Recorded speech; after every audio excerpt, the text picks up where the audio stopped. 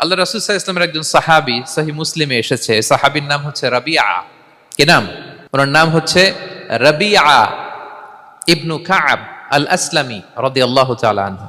উনি বলেন, কুনতু আবিতু ইনদা রাসূলিল্লাহ। একবার আমি রাত্রিবেলা রাসূল সাল্লাল্লাহু আলাইহি ওয়াসাল্লামের সাথে ছিলাম, কোনো এক কারণে রাসূলের সাথে রাত কাটিয়েছি। তো রাসূল সাল্লাল্লাহু আলাইহি ওয়াসাল্লাম যেহেতু তাহাজ্জুদের সালাত পড়েন, তো তিনি বলেন, আমি মাঝরাতে উঠে একটা গামলা দিয়ে পাত্র দিয়ে অজুর পানি নিয়ে আসছি বিশ্বনবীর জন্য, এনে দিলাম।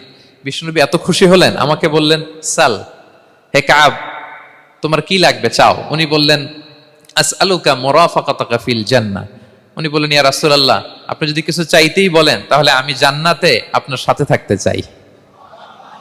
দেখেন কিভাবে ওনারা সুযোগ কাজে লাগাতেন।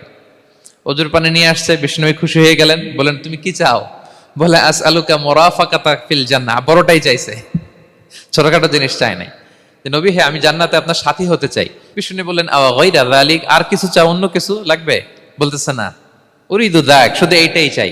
তখন বিষ্ণু সাল্লাল্লাহু আলাইহি ওয়াসাল্লাম বললেন, আইন্নি আলা নাফসিকা বিকাসরাতি সুজুদ। এই মর্তবা যদি তুমি চাও তাহলে বেশি বেশি সেজদায় লুটিয়ে থাকো।